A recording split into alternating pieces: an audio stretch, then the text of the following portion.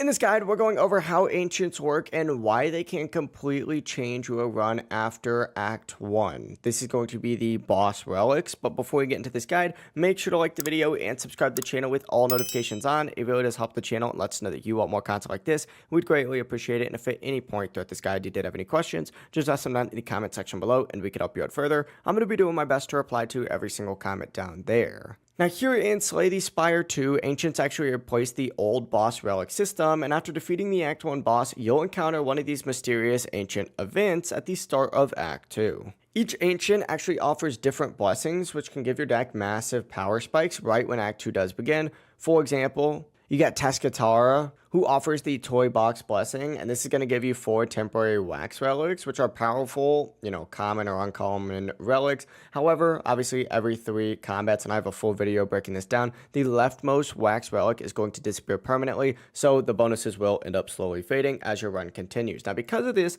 wax relics are perfect for crushing early elites in tough fights in Act 2 before they do melt away. But other ancient blessings can also provide pretty strong boost. For example, you have the, alchemical coffer, which can give you 4 potions right away. There's the arcane scroll, which rewards you with a rare card, or the archaic tooth, which can upgrade or transform starter cards, improving your deck pretty early on. Whenever you do choose a blessing, just think about, what your deck needs the most. If your deck lacks defense, look for a block or survivability boost. If you're trying to play aggressively, choose blessings that increase damage or give powerful cards, but at the exact same time, try to avoid options that add curses or unnecessary starter cards, since those can slow down your deck. Ancients can, open up a bunch of new synergies and powerful early strategies. Once you do take a blessing, though, try to path towards elites early in Act 2 and take advantage of the temporary power spike before they do go away.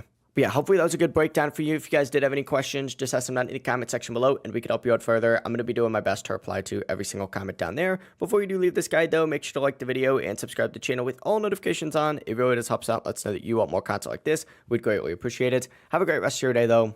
Peace.